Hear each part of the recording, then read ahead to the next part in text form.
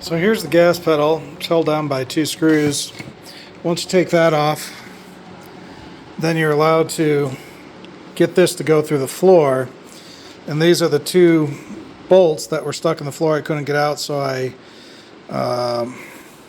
used a grinder to take off most of the head of the bolt, and then left the little edge where the Phillips was so I could use it as a starting point to drill through, and then I popped this out. Then I just used a channel lock to get rid of these.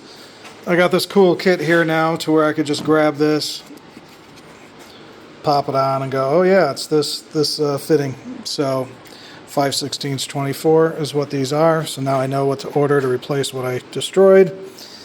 And this needs a trip to the blasting station, and then we could get that going. So I was able to get the rear shocks out, and again, you can see I took those bolts out where the pedal used to be, and pretty much besides the engine mount, because the cable's going through it, and the brakes, everything's pretty good while this car's still rolling. So what I need to do is get into the blasting cabinet to get some of this stuff and some of the things I'm choosing to do here. I also want to degrease my transmission, and we'll see how this comes out. This looks pretty beat up. The rubber I can replace this, no problem. Use an old one as a template. This one seems a little bit mangled, but honestly, I think if I clean it up and just bend it a little bit, it's kind of back to normal and I don't have to deal with it, and it's under the carpet anyways. Of course, it'll be all nice and new and shiny. So what might be cool is actually I'm not sure exactly what color the floor is going to be, but let's assume it's white or whatever because it's just epoxy. And then paint all these like replaceable panels black. That might be a kind of a cool thing that it shows you that these are replaceable panels. So those are some of the things I'm thinking about. And yeah, kind of go from there and clean stuff up. Well, I spent some time over at the blasting booth and got a few little holes I got to fix up on this steering wheel floor plate. It's not bad actually. There's a lot of problems, but it's not bad. But it's not worth getting a new one, I don't think. I'll double check, or finding one's probably too expensive. And again, goes under the floor mat. So we blasted a bunch of stuff, and then this morning I've been painting, getting everything painted up. So I have one unit here that I'll pull this off. Is actually like a what do you call it? Totally spacing on the name. The stuff that you put in your window doors. Super hard plastic, so it doesn't wear, and that's where your 2 clutch linkages go through. And so I decided to leave the insides alone and then paint the outside with a special plastic paint, and then use like a lithium grease or something inside there. So, and other things I have laying on parts that are not finished because it just identifies what they go to. Because there's just so much stuff. And, you know, I thought I did a really good job at, you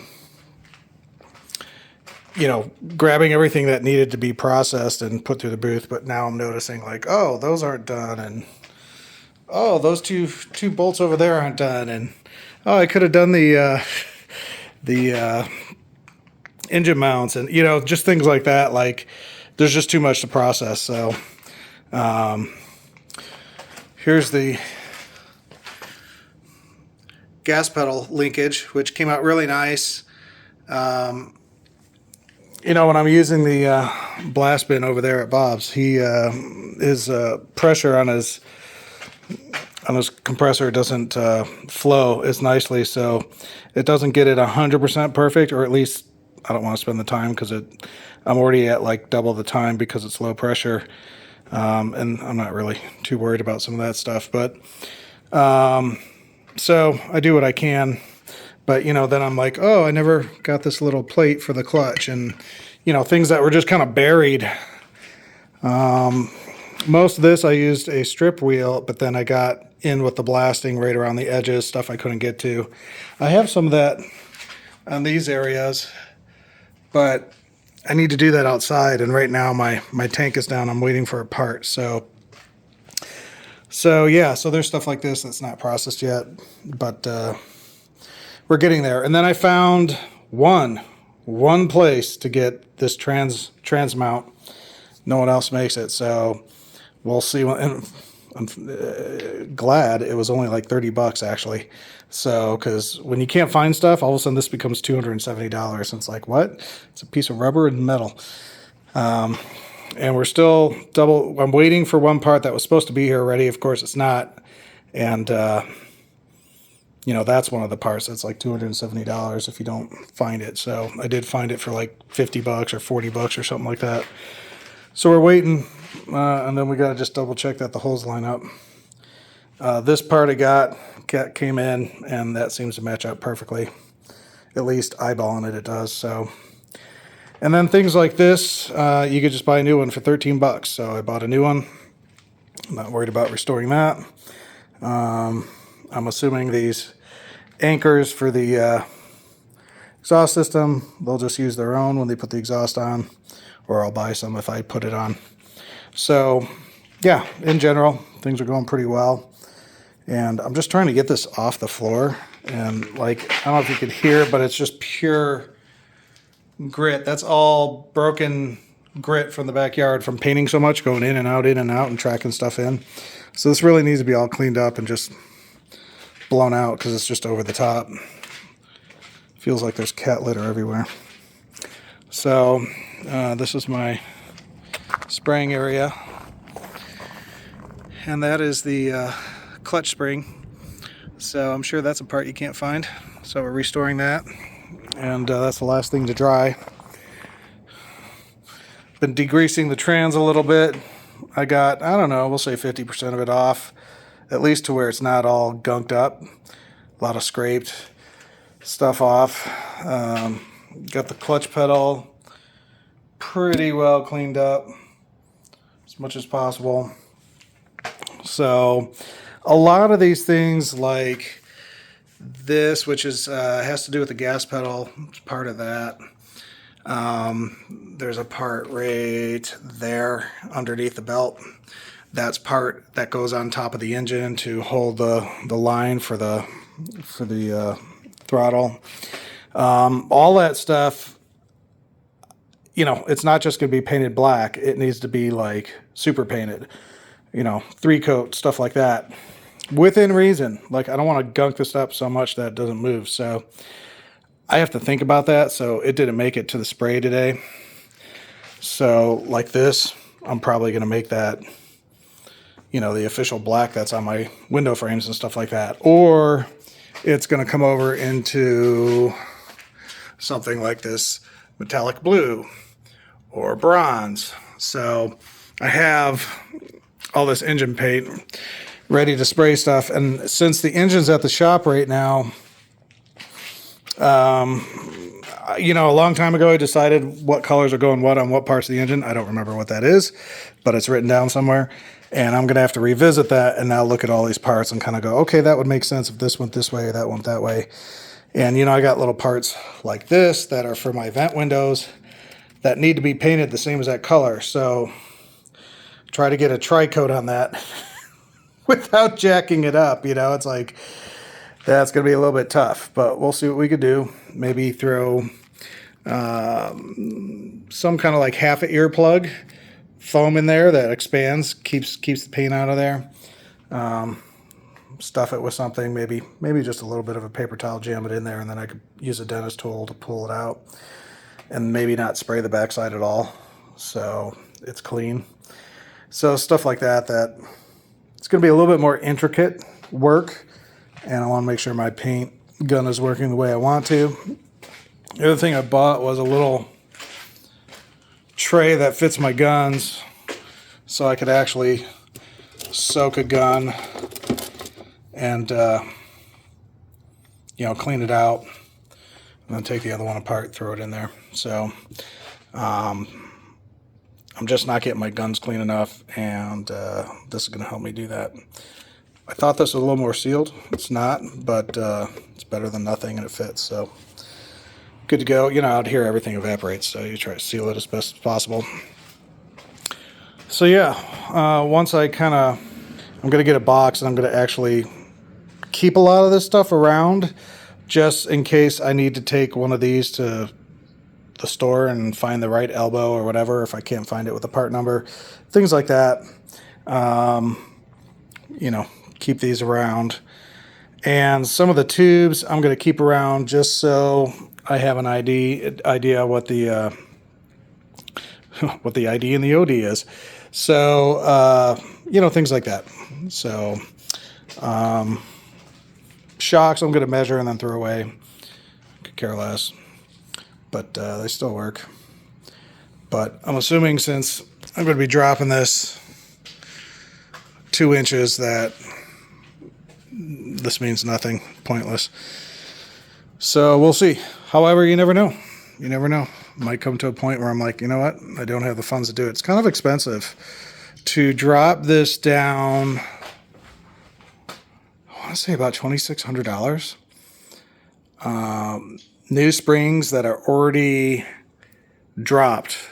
So instead of doing the drop I-beam front area, do it with springs that are already made specifically for this, that are dropped 2 inches. I could go 3 if I wanted to, which actually would be cool, but I think that's kind of pushing it, trying to get tires to fit and stuff. And that also means that I'm going to be moving this wheel back 1 inch to fit center in the wheel well, since it's not.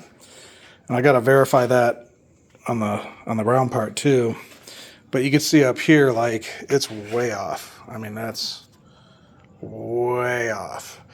So things like that. And of course you move that, now your steering linkage doesn't work. You know, there's some customization stuff going on. That, you know, at the end of the day, lowering this thing could cost me, let's say, $3,000 with linkages and stuff. And then if I have to actually have custom wheels made to fit this thing, I mean, you know, regular mags like this, I could put $1,000 for the whole thing. As soon as I start having it to where these start bending or doing anything a little bit custom, even if it's a store-bought unit, but we'll say custom in the sense that it's not just straightforward that everybody buys. Now you're talking $1,000 a wheel, and that's $4,000. So do I want to spend $7,000 to lower this? No, I do not. So if things change in my life, then maybe money's no object. But right now, that's not happening. So, you know, I'm taking this kind of in phases, and when that phase makes it available that, you know, I'm definitely going in a certain direction, then I'll pull the trigger and buy stuff and make it happen. So that's kind of where we're at. And I think my spring is dry now, so I'm going to go grab it and call it a day for a day. So as I've shown before, my trees were destroyed in one of the storms, so I've been trimming. And I went to move on to this next tree, and I'm like, man, that's a lot of mold on my tree. Well, turns out that is not mold. It's a moth. I would say about 3-4 inches. Pretty huge. It's funny, the reason that I'm showing you guys this stuff is because it never exists. Like, it never shows up at my house. So I'm starting to see a lot of wildlife at the house. And it's end of times, everybody. It's end of times. Things are changing. So I just wanted to show you that little Arizona tidbit.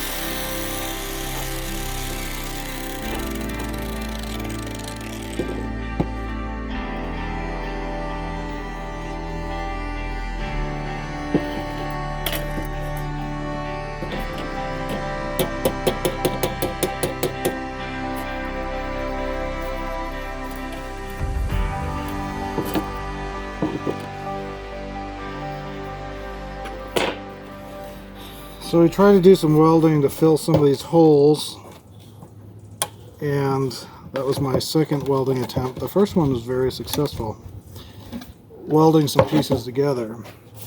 However, in this situation I was trying to fill holes and all I was doing was blowing through.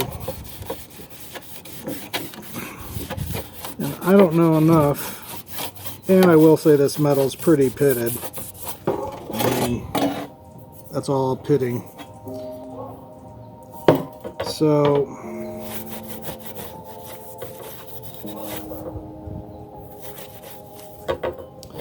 what we're going to do is use a steel epoxy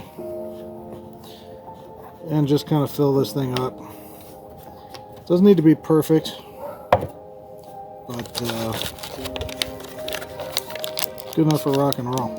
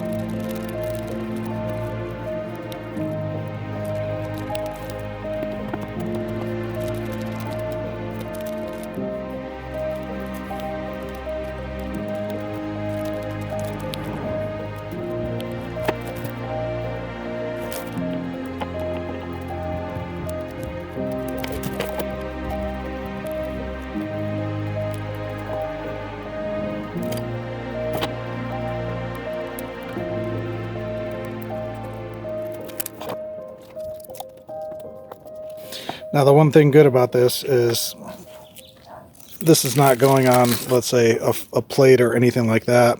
I'll have to grind some of this down, but it's going onto a rubber piece, which I need to refurbish that too, which technically means buy a new piece of rubber and make a template. So that's what I'm going to do there. But we'll try this. I've never actually used this steel stick before. I've done things like this with just regular epoxy that's worked out great, where I accidentally drilled holes and I didn't want those holes to be there, so I just taped some wax paper, throw some epoxy on, and then, you know, sand it flat and you're good to go. So that's worked well. Just a little bit higher than I want, but this is not easy to work with.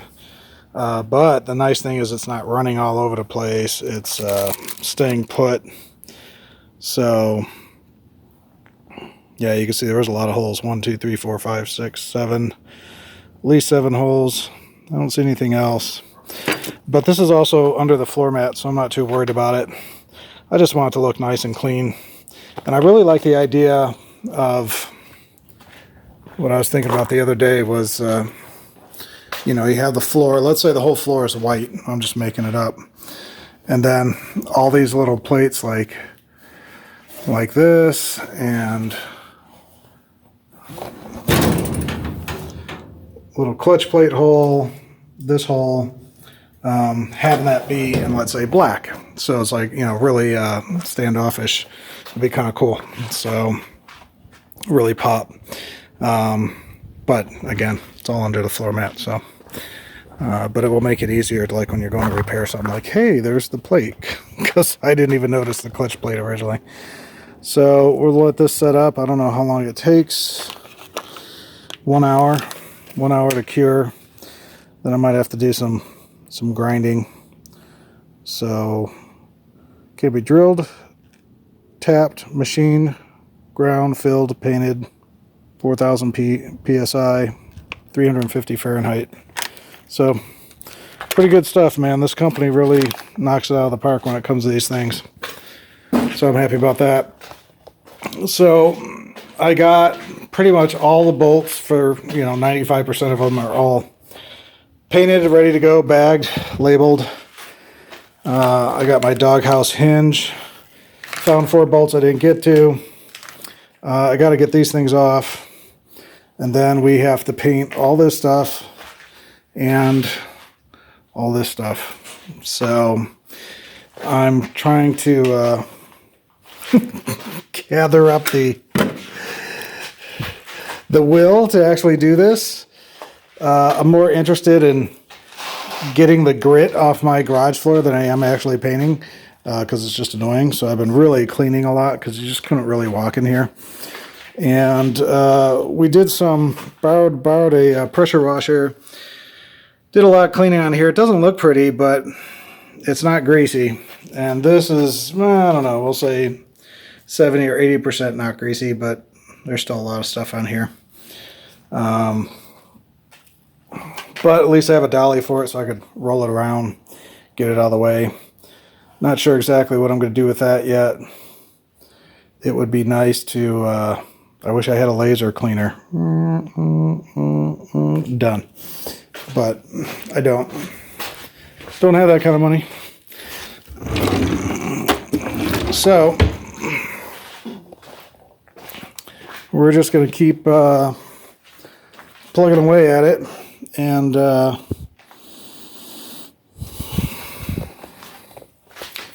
one thing I do have to decide is exactly what colors to put on the engine parts. And I looked at a bunch of engines, and I don't know, with all these brackets and stuff like that, it just seems like black is just the easiest way to go. And then I'll leave blue for the valve cover and possibly the oil pan. I'm not sure if I want blue in the oil pan. It would stick out kind of nice, actually, if you were looking underneath. I don't know. You wouldn't see it through the belly pan, through the front. So unless you're under the car, you're not really going to see it. So it really doesn't matter. You could probably just go black. It's only the top you're going to see. Which, you know, you could make this blue because this is towards the top. This is holding the alternator. And so is this. So if you want a few pieces to pop out, that would be I also have the inlet for the radiator, top of the engine, though, where the water comes out. I could do that, but now it's starting to get pimpy, I think. So I don't know. We'll see, kind of see where it goes. You know, I bought a lot of engine paint and header paint and stuff like that. And then this project got pushed back. So, like, pushed back to years. So I'm hoping when I go to use these cans, they're not like dead with no pressure in them. So we'll see. But, yep, just kind of gearing up. I'm trying to figure out how I'm going to actually put these things up. I think what I need to do is actually take some wire maybe and string them horizontally between my two ladders with like a foot from the ladder, and string 3 of them in a row, and then I could just spray all 3 of them at once from like 2 or 3 different angles, and then they'd be fully covered. There's no way to do it vertically. They're just way too tall. So that's kind of one of the things. Plus I still have to get these ends a little bit more cleaner. They're a little gunked up at the very end because I used a grinder to clean all these things. So just need to get sandpaper out, and yeah, so we will see. So this actually worked out better than expected. I just got my grinder out, hit both sides, and yeah, I mean, just took it down nice and smooth. This side's a little rougher, but that's okay.